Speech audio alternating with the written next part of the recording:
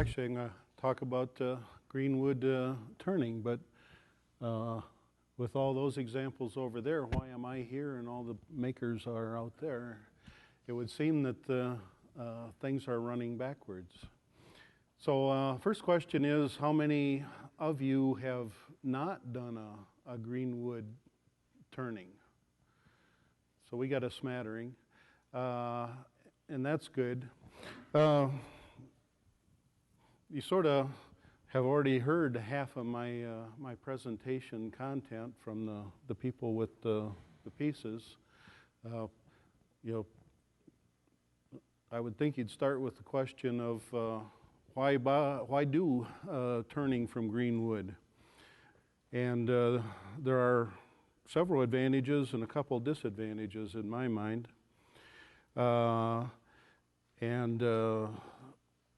First of all, to get any sizable piece of wood, any sizable project, you're pretty much going to need to do it from a Greenwood solid blank or to do a segmented glue up to get to any size. And besides that, if you go Greenwood, you can get into species like the mystery wood and whatever, that you don't just go down to the retail lumber store and get a blank. And thirdly, a lot of times you find that it's free or really close to free if you scrounge around and get the word out. So anyhow, we'll talk some about Greenwood. First off, I'd like to say, having seen Matt's presentation last month on basic bowl turning of a drywood piece, I tried to emphasize quite a different approach to things today. It doesn't mean that I disagree in any way with what Matt did or said. He did wonderful. I have no reason to disagree with anything he said. But what you'll hear today and see today is how I do things, and in particular with Greenwood. My philosophy is well captured by a statement made at by a demonstrator at an AAW symposium a few years ago. And it said, he said that as he sees it in wood turning, there's only one rule. And that rule is there are no other rules in wood turning.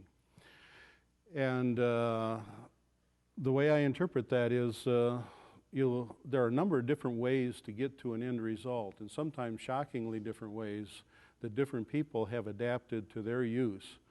And so whatever I say today, if I say it in language that says you should do this, discount that as an inappropriate comment.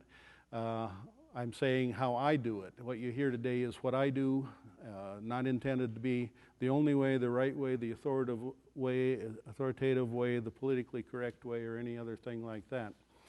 It's just the way that I do it. And I think it's really good in wood turning world that there are so many different varieties of things. It adds a robustness, a richness to things. And for those of you that I hear talk about being relatively new to the topic, one of the things I suggest is look at the different methods, but don't really think you have to copy anybody. Try them judiciously and safely, but try them and see which is going to best work into your routine and your strategies and your likes and dislikes. So Greenwood is sort of a different critter. The disadvantages, I went through the advantages. The disadvantages are it can degrade on you. And you have to plan ahead to avoid some of the movement in it. Basically, wood shrinks when it dries. And worse than that, it shrinks in different percentages in different directions in the grain structure. And so I got this little prop. This is the end section of a log.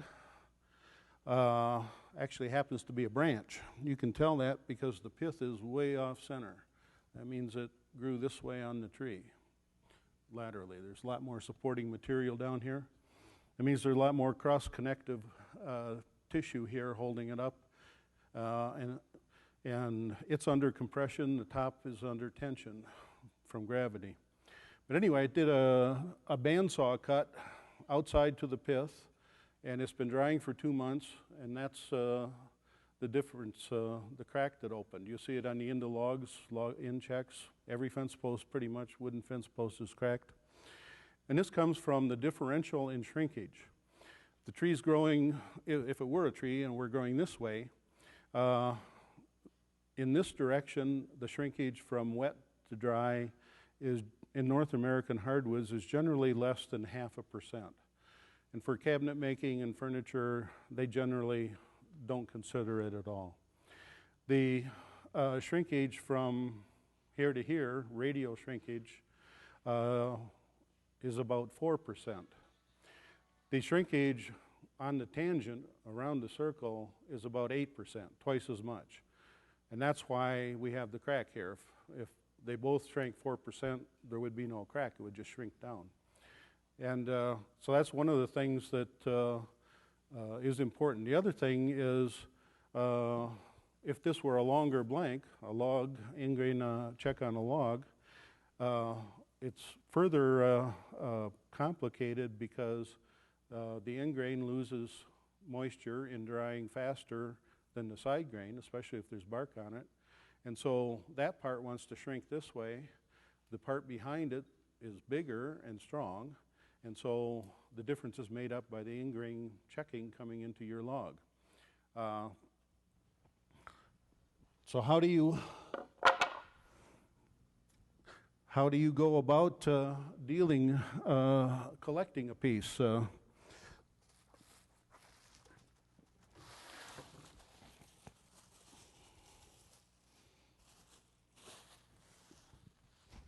This was a small log, but it's for demonstration purposes. I didn't see any reason to haul a big one. But that's a piece of wood. It was cut Thursday. Kept in a plastic bag. That keeps it from losing any moisture except what condenses in the bag. There's no end checks yet. Anchor seal is the popular thing to put on the end grain to help you slow it down also. And that's a good thing. In this case, I didn't need it. So the next thing is, how do you get from that to something you're going to put on the lathe? Well, I got tired of being on my knees and breaking my back. So I come up with a little deal.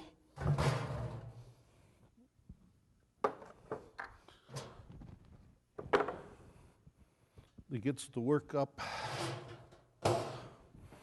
to my level. And this will hold as big a chunk as I can lift up there. But I got those spacers.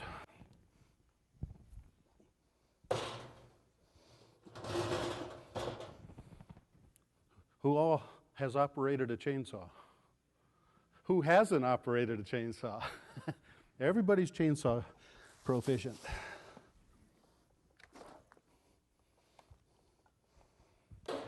This is something I value highly. My 25-something-year-old electric chainsaw.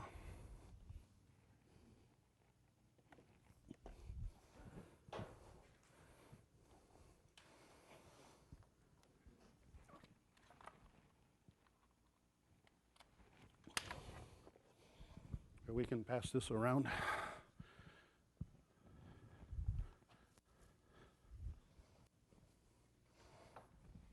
So it's just a matter of cutting it about the same length as you have width.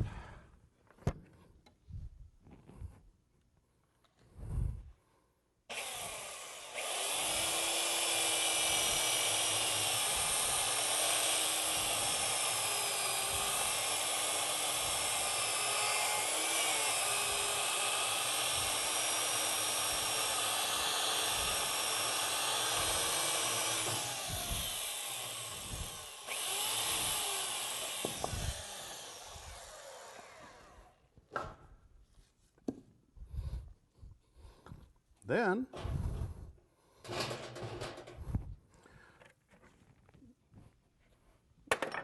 what I would do is look at this. What do we got? We got dark here.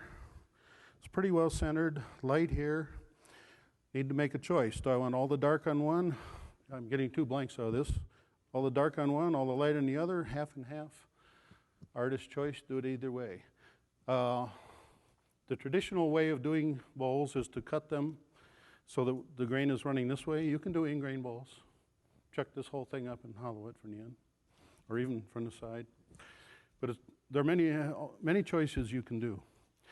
You don't have to cut it right through the middle. Having the pith in your work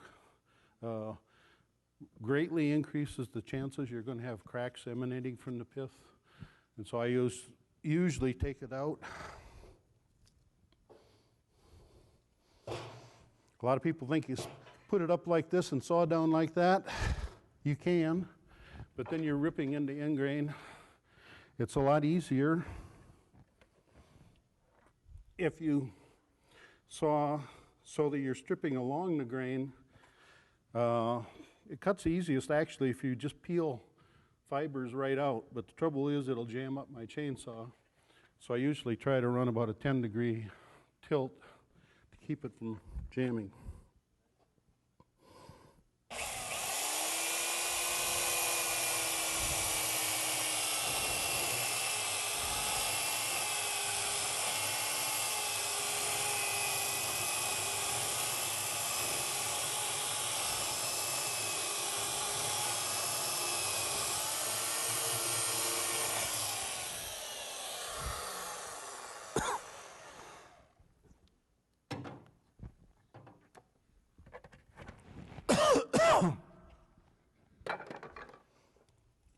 So now you have 2 blanks.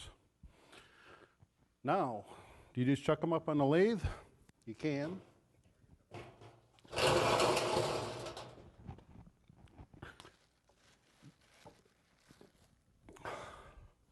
But I heard only this morning that there's a bandsaw somewhere on the premises. I didn't know that. And so I did this on my bandsaw. There are two ways I use a bandsaw to rough round them. In this case, it was mark the center, drill a hole. The idea is we're going to mount it from this side and make a conventional bowl, flat surface, or flat rim. And for that, I use this jig. It has holes on different spacing. 1/4-inch dowel goes in there. This is a 3/8-inch hole. Gives me plenty of freedom. Also, I can pull it back from the blade when I'm retrieving it. I don't try to saw it round. You see, it's faceted. I put it on here.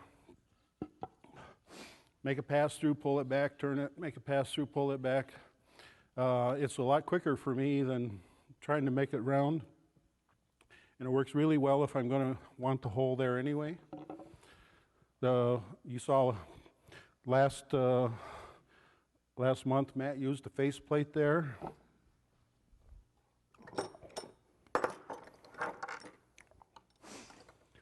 That hole matches well with the woodworm screw in this chuck. It would just screw right on and mounts right on the lathe.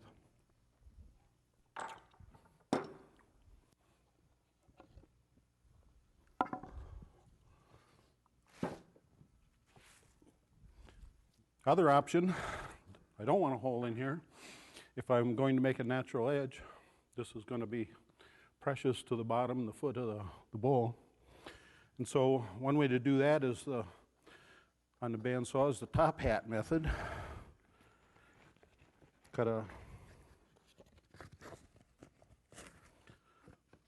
bunch of plywood circles, and this you hand cut round on the bandsaw that way.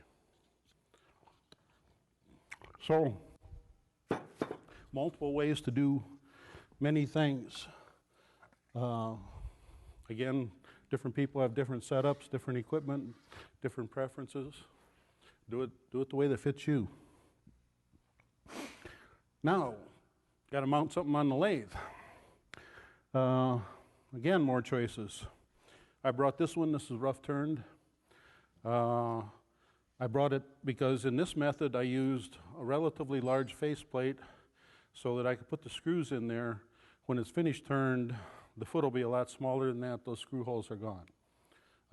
That's one method.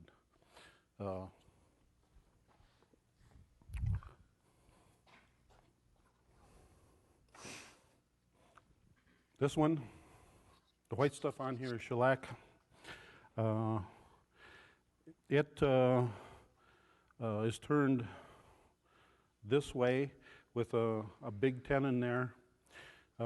Again, wood shrinkage. It's important to keep the wood that's drying relatively consistent in thickness.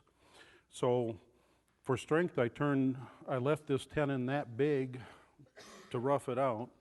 And then I went to the drill press and hollowed it out with a Forstner bit, so I had not a huge hunk of wood here to be wet while the rest was drying and potentially crack.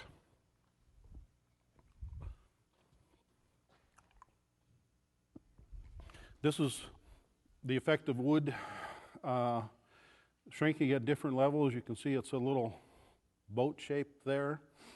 And if you were to measure it, you would find out that it's longer from here to there than there to there. The one I just passed out there, that one measured yesterday 10 inches long, 10 and a half inches long and 9 inches wide. An inch and a half of difference just in that bowl. And so the reason is the tree grew like this. And so the reason it's longer here than here is this was our less than 0.5% shrinkage. This is our 4% shrinkage. It's also going to be shorter. But then the dip here is the tangential sweep was here, and so that shrank like this, just like that big slice did. Now this one, that one's shellac because I intend to not return that. It's way out around. That'll just be sanded off the lathe. I didn't want to gum it up with anchor seal. Shellac's not so good, but better than nothing alternative. This one has anchor seal on the end grain, not on the side grain, although it feels a little waxy.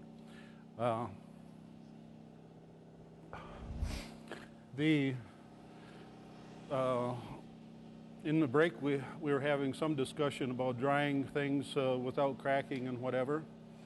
That's an age-old question. How do you do that? And I think there's not an actual do it this way and it'll always be successful. It's an art kind of a thing. But like that bowl is turned green and anchor seal put on the end grain because the end grain is the natural flow of liquid in the tree when it's growing, capillary action's taking sap up and down. So it loses moisture a lot faster through the end grain. And so I want to slow that down so that it's closer to the rate of loss to the side grain. But also, typically what I would want to do is further buffer that in the first few weeks of drying and put it in a paper bag, brown paper grocery bag or something of that nature, so that the outside doesn't get appreciably drier than the middle and cause cracking from that aspect. And usually 6 to 8 weeks in paper, and then I take it out. And then I typically weigh it on a kitchen scale, put a little piece of paper inside with the weight and date on it, and periodically weigh it. And when it's stored in the environment or an environment similar to its final resting place, the point at which it quits losing weight means that it's in equilibrium moisture with the atmosphere of where it is. And then I consider it ready to return. That's another one of the options. You can turn it relatively thick like that. The wall thickness is a calculated thing. Think of it in terms of, it's going to shrink 4%. I round that to 5. And so it's the way I calculate wall thickness for a rough turn bowl I'm going to return again is the final thickness I want, say a 1/4 inch, plus 5% of the diameter. And so something like that ends up to be like 5/8 to 3/4 of an inch. And if you get a big bowl, all of a sudden you're getting pretty big wall thicknesses, and a whole lot longer drying time to get it dry. I look at the process of drying rough-turned vessels, bowls, as the equivalent of air drying lumber that's sawn. You need to manage the environment that it's in. One famous bowl turner, his line is, you want to put them in a cool, dark, and quiet place. Quiet meaning no breeze, if you can manage that. Wind is a big drying effect too. Okay, so on the lathe, we talked,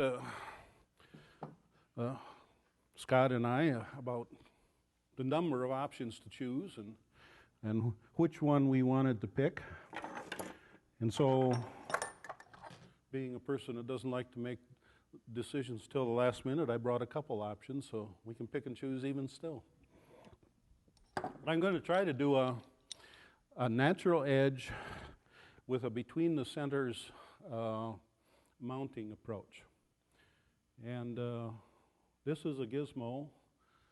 It's called the Big Bite, made by One Way. It's a bargain at $20, and it fits in a chuck like that.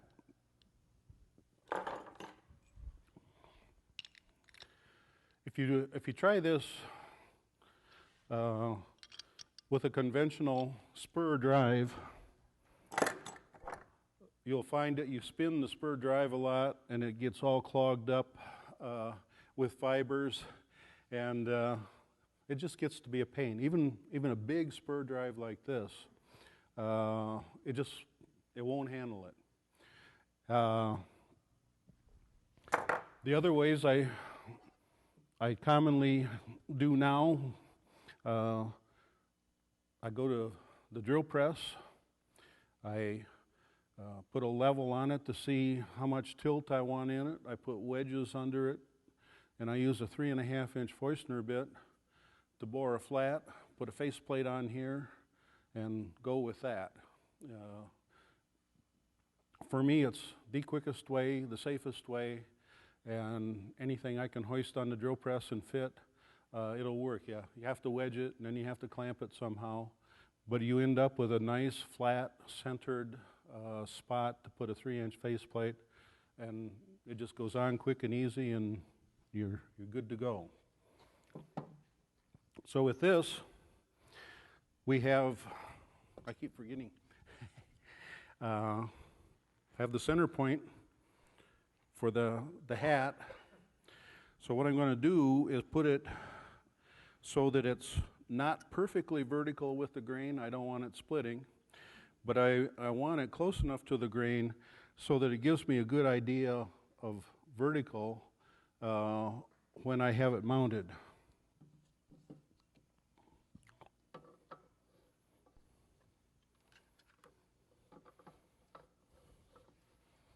The thread fit, Scott.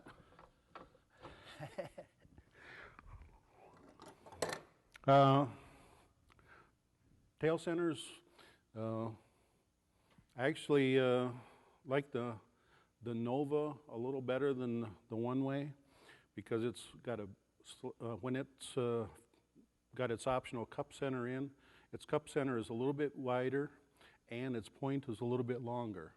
And I like that for this size project. This should be fine.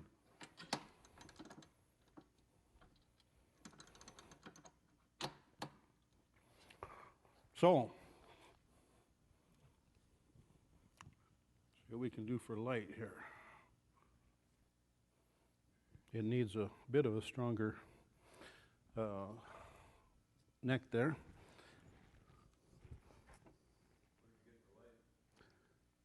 I don't remember.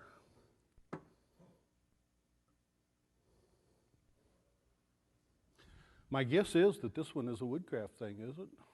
Look familiar, Scott? So what I'm going to do here is see how close to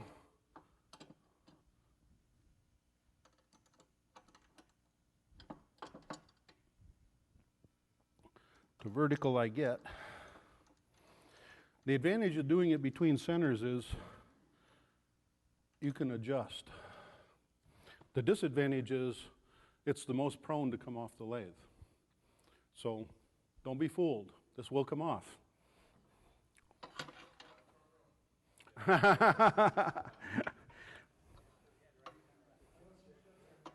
While I'm on that topic, let me add this, that one of the reasons for Greenwood turning is you can scrounge wood cheap quite a lot. Quite often that's storm damaged wood. There's a condition in lumber referred to as wind shake. And it's a matter of the trees growing and it gets whipped around in the wind so that you have vertical splits in the grain. And quite often they're invisible. And but they can result in just total failure, pieces flying, when you can't even see them if you look at it. So be aware that storm damaged wood can be a problem. So first thing I'm going to do is see how centered I got it. So this is tight there, real tight.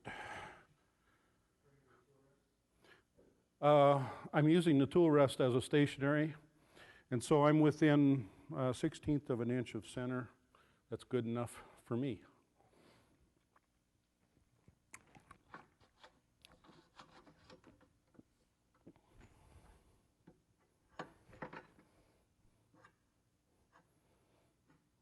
I can see we need a little lube. So from there, it's just a matter of tightening things up.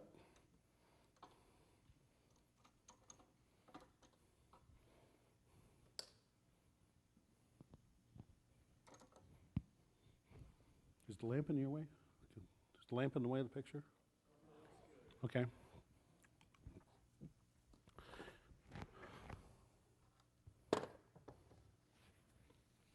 When you're a person with a thermostat that runs higher than average like me, you want to schedule these demonstrations for January and February.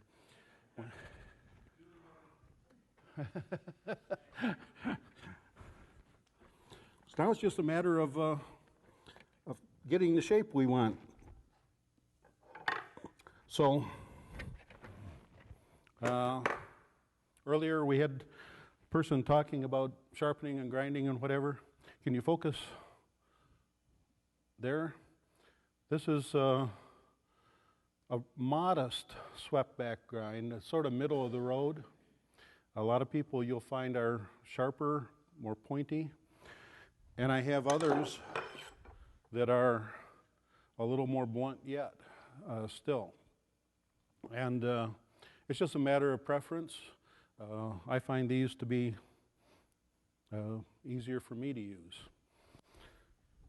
A line that I like is the older I get, the more I find out how true it is. There's more than one way to skin a skunk.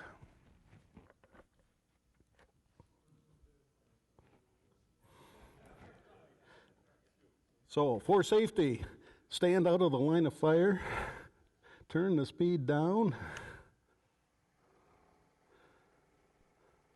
I guess that's as slow as it goes. I like a bigger lathe with a slower speed. But we just start by cutting.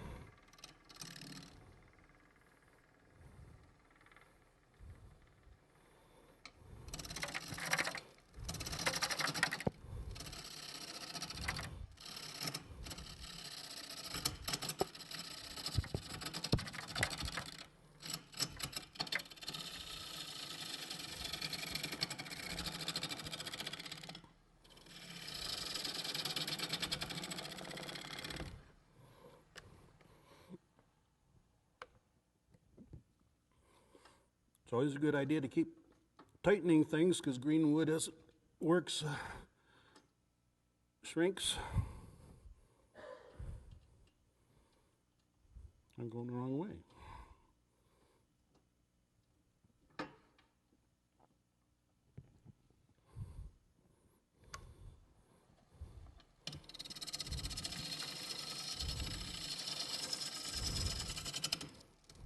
Am I in your way? We okay?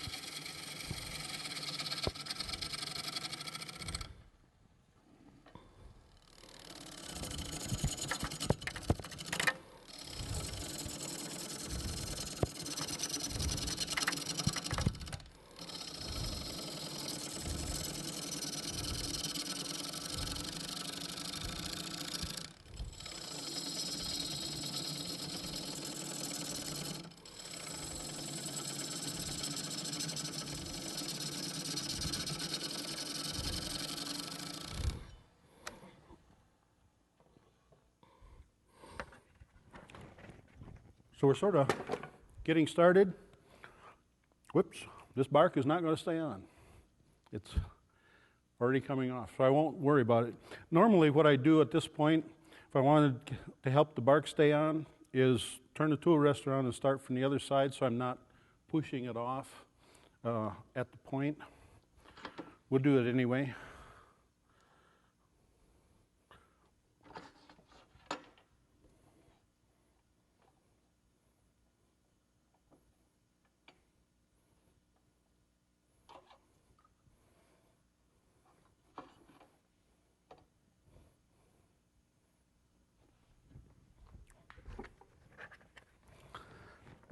If the bark flies, duck.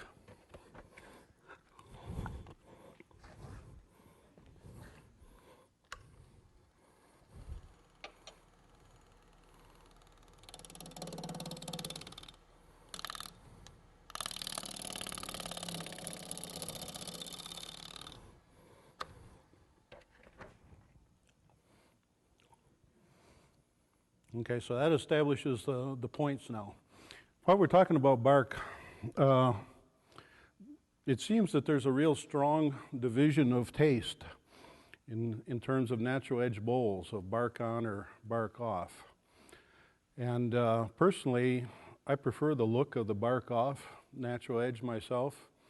In particular, if you get a piece of wood that the insects have been pretty active in, they'll leave nice little trails in that layer right at the top of the wood, and that's in an interesting detail. Plus, bark on is going to be a dust catcher and prone to getting knocked off down the road also. But the funny part is, I find that they both sell, or they each sell equally well, but not to the same people. The people that like bark on are we want it rustic or craggy, and they wouldn't touch the other. And the folks that take the other one, they really don't like the bark on. So anyway, we'll do a little more shaping here.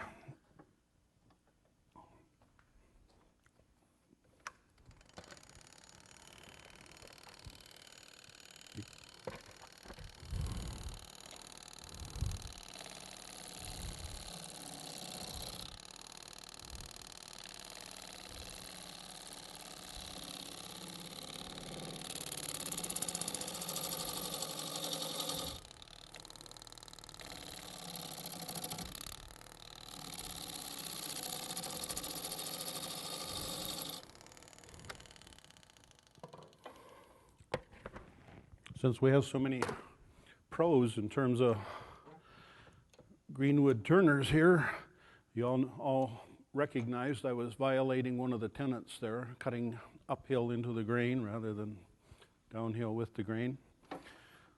But it works better at that point, and this is a roughing cut, so I'm not too concerned about the finish right yet.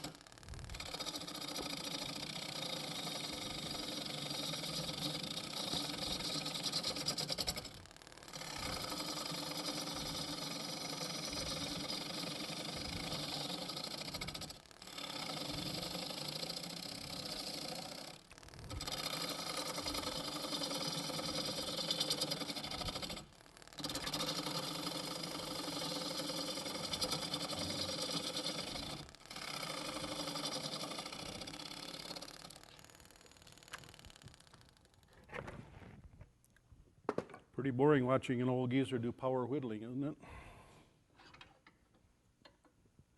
At this point, it's just a matter of taking off the wood we don't want in there. Get down to a tenon.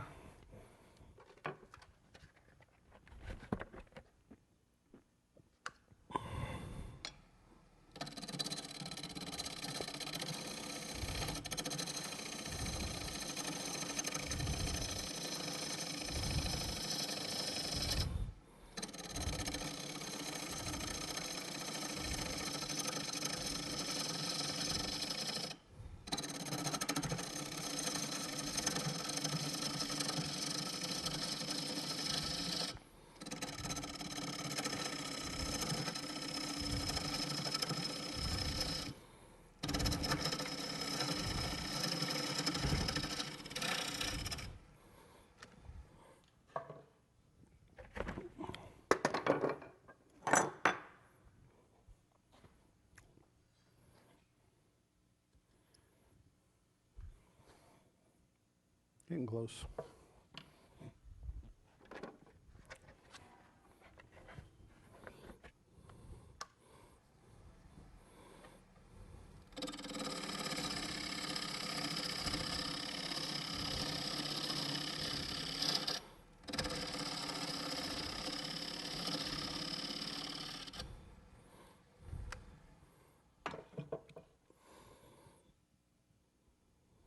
Maybe a little too far.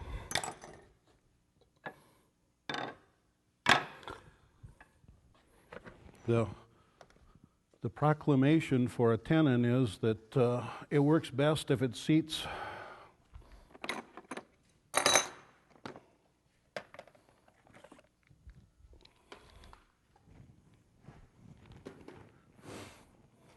on this shoulder and doesn't bottom there. And so I'm going to use this tool. This is an old Sears Craftsman skew scraper. It's ground both on this edge and here so that I can come in and put in a sharp dovetails. Yep. So I can dovetail in a recess.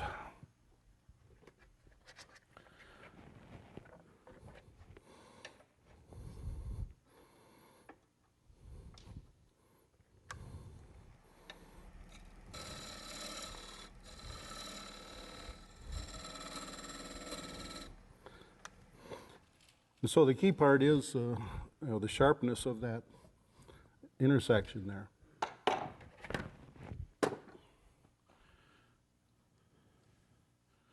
Now now it's a matter of shape.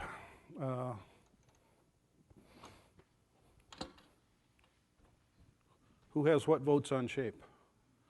You like what it is? You want it different? So now what I do want to do is go back, because I was doing roughing cuts without particular care for the surface quality. I'm not going to do a whole lot to get out all the ripples, but I don't want to leave tear out. And we have tear out right here. Every time you are turning with the grain this way, twice per revolution you get into cutting into the grain uphill, and so you'll have tear out there. We want to minimize the amount we leave of that.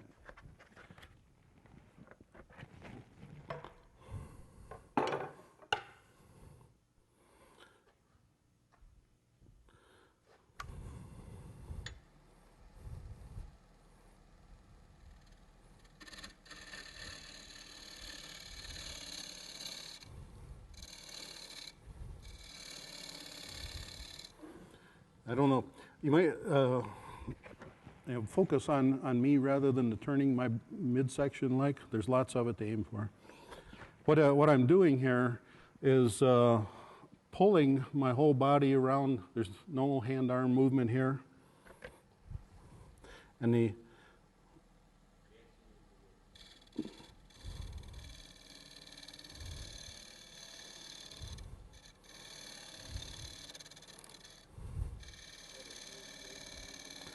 now actually this is a sheer bevel rubbing cut.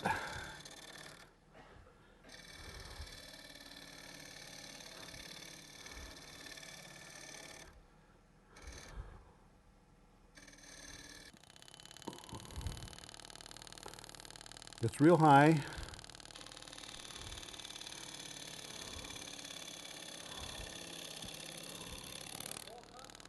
It is.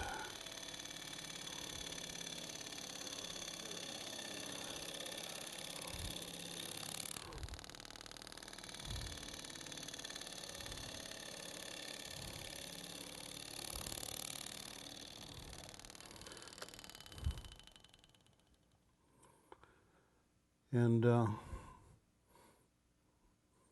we're quite a bit better. But you're talking about a skew scrape. It's real similar. When you do it with this tool, you turn the tool around backwards. And you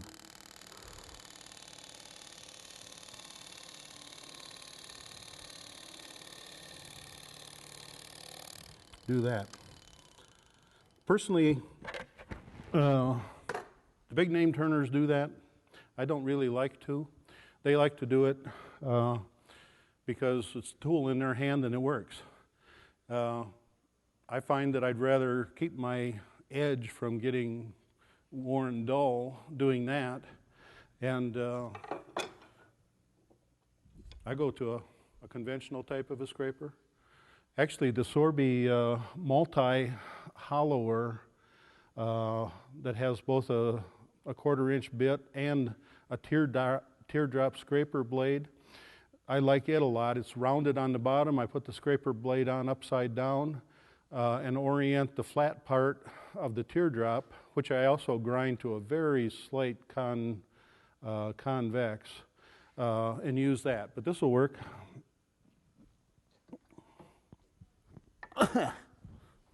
Did I set on that?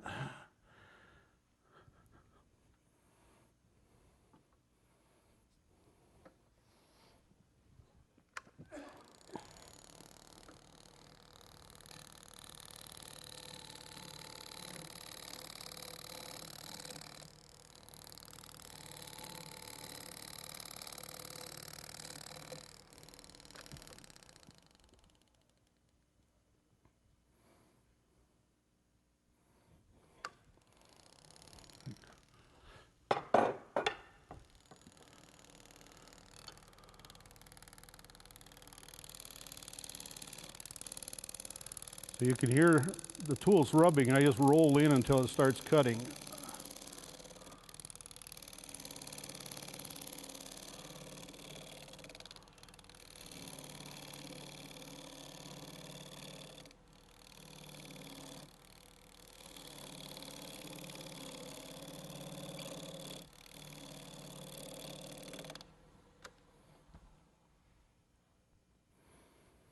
So we'll go with that.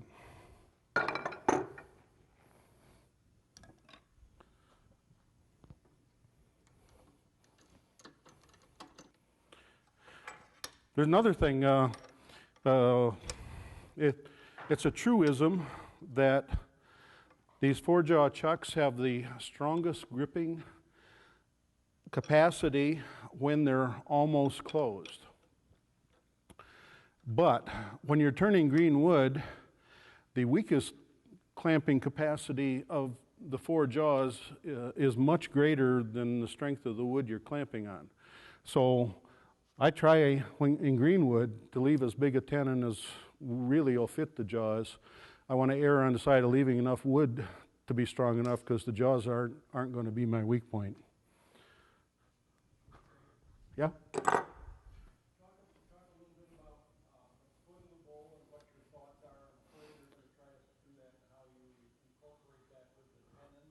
Okay.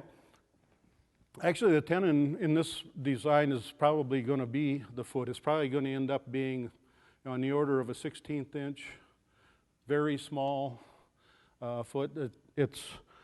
You notice I didn't smooth off the bottom of the tenon at all, and it'll come off. The other thing is, the style I like is we'll hollow this, and I like to have inside the foot a parallel curve, which means it's a convex curve inside the foot. But we're looking at, we got 3/16 now, and we'll probably go down to between an 1/8 and 3/32 as a foot for this. There are multiple options. Well, you saw the one I passed around, wherever it went. That's got a pedestal actually on it, with the idea that that's potentially a candy dish or something like that. And I'd rather have it elevated, and stability probably isn't a particular concern. That's probably a big enough foot. But yeah, just like there was some discussion of finials earlier, the style and approach to doing feet on vessels is endless. You can go anywhere with it. But for this kind of shape, this kind of a vessel, I guess what I'd say I'm aiming for is enough elevation that it doesn't look like it's glued to the surface that it's setting on. It's a little light under the curve, but not any great chunky one either. But individual choice.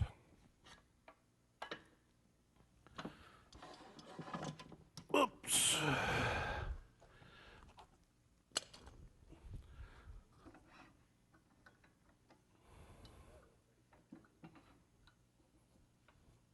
Am I on overtime yet, Scott?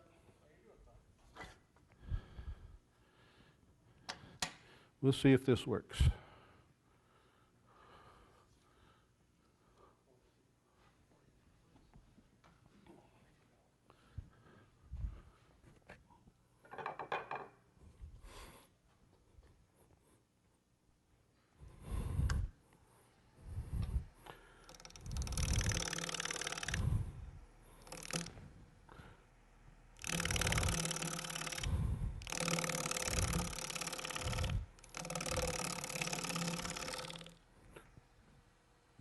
Is the view good? What I do here, it's a little bit different. Typically, you start in the center and you hollow it from the inside out. For natural edge, I want to establish the final wall thickness out here first, while I have the most supporting wood right behind it.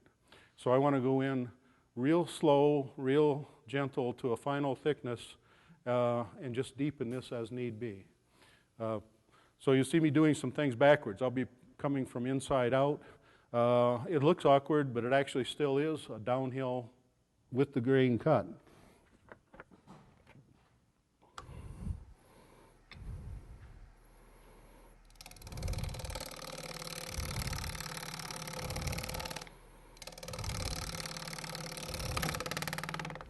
The bark's about to go.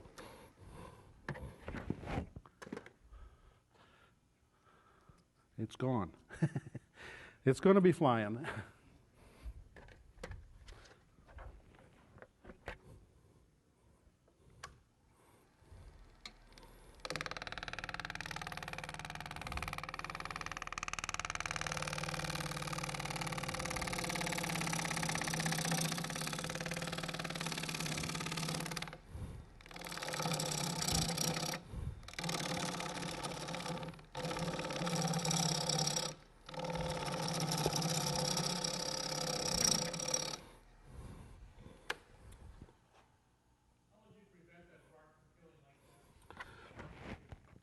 This bark, I don't think you could cut this time of year, and it was a diseased tree, dying already.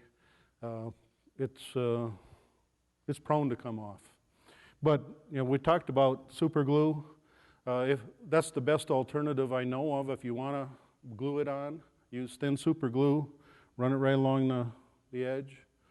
The one disadvantage on a light colored wood like this, you'll get a darkening where the glue is. So you either need to live with that or go in a finishing path that's going to get you an equivalent darkness throughout the rest of the wood to blend it in. But personally, I'm just as happy to have the bark come off. I like the result that way.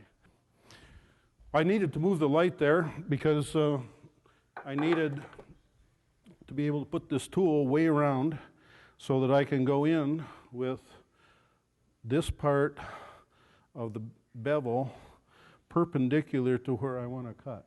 And so I need to be way over here. For those of you that are ponying up big money to buy a new lathe, if you had one with the headstock that slid down here, you could stand here and do that versus stand here and do it. It's a feature that I find very valuable. Exactly.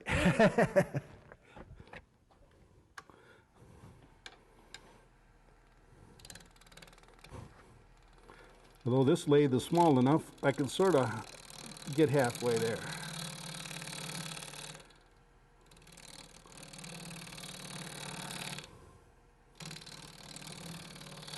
I can't see well enough, so we'll quit there. That's about a 1/4 inch. We'll let Dick go for the 1/16.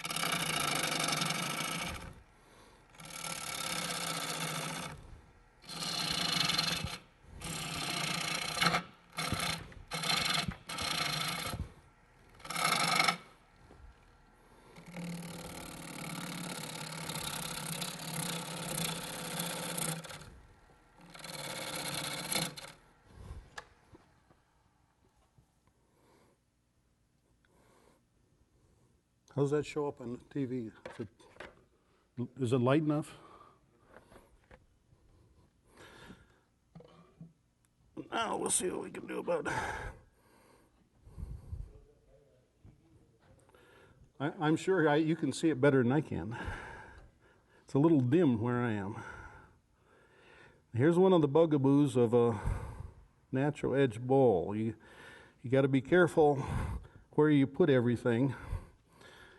The ironic part is the ones I break are almost always, I'm getting relatively deep into the bowl and I'll make a cut that I'm pretty proud of. And when I'm pulling the tool out, I'll bring it too close to the side and there goes the wing.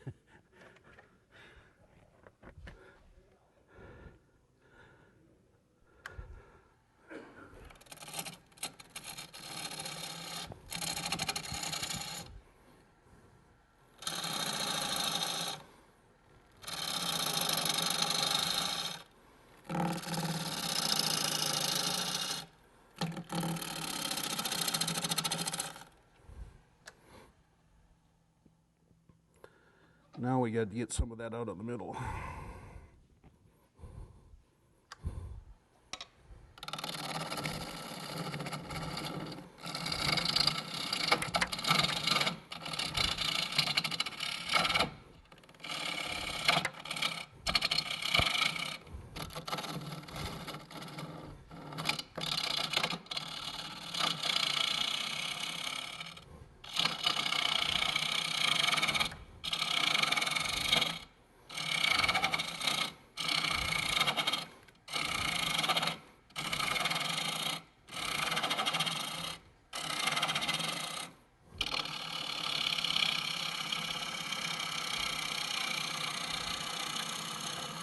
I really could go faster now that it's in balance and whatever, but I don't want to put any extra stress on the wings flapping out there. So we'll just go slow.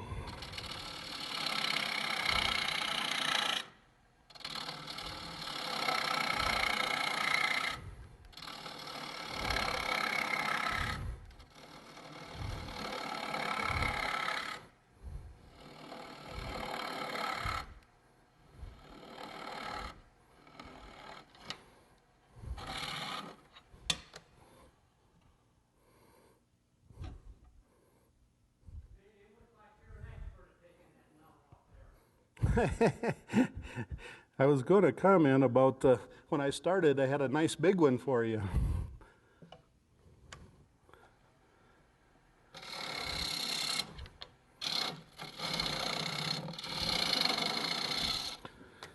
I'm glad you said that.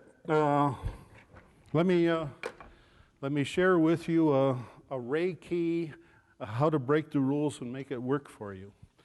Secret.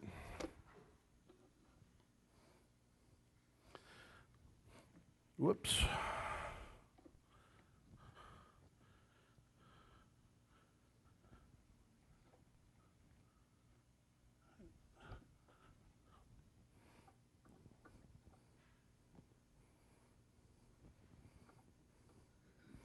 Reiki is a British turner.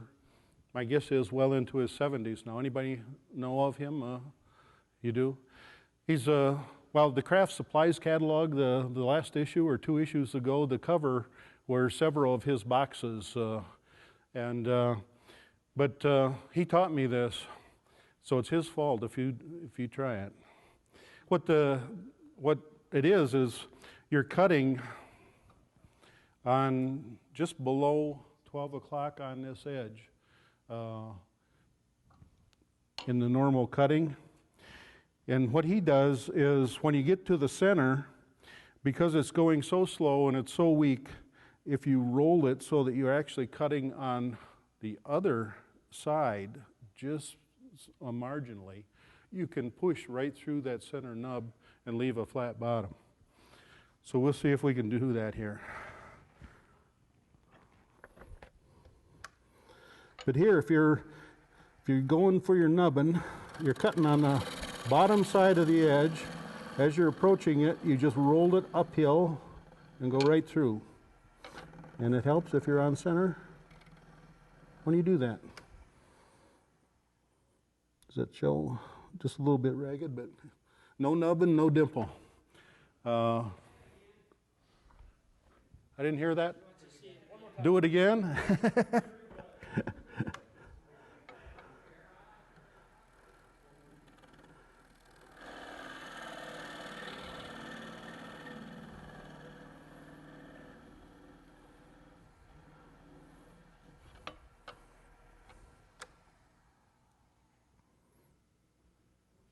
It's pretty flat. But it's just a matter of you're cutting like this, and as you get there, you just roll so that you push through like that.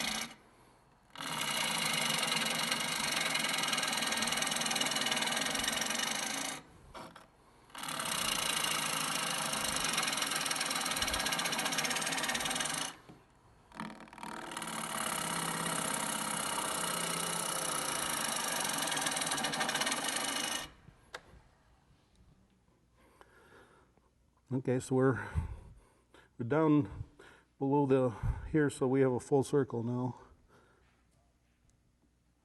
A little bit ragged up there. We'll try one.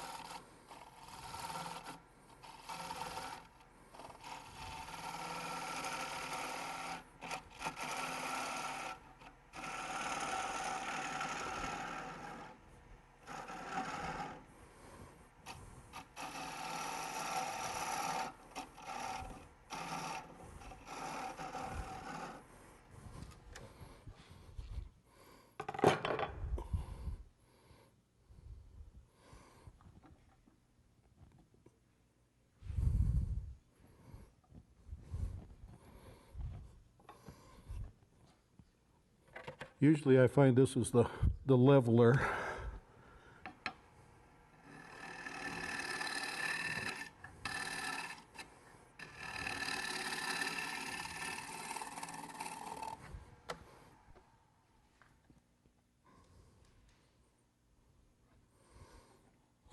I'm probably going to quit there because it will dry and fuzz up and whatever. So anyway, keep in mind that what you saw me do is the way I do it, and if it interests you, try it yourself and see if it fits your style and strategy, and if not, any way that works for you is the way everybody ought to go. Just get there safely. Yeah. That's really the key. All right, well, we thank you. Great job. We also owe a big thank you to the Geek Group. You know, they've been here early this morning. They have broadcast us, you know, on the internet. I'd like to thank Ben Jones from Perth, Australia. This is the second meeting I know he's been on. We have Australia, UK, and Sweden on board right now, and about 30 other places around the United States. This video was made possible by a grant from the Future Girl Foundation. This video was made possible by thousands of private donations from members and viewers like you. Please visit thegeekgroup.org for more information on how you can donate and become a part of our dreams of Avalon.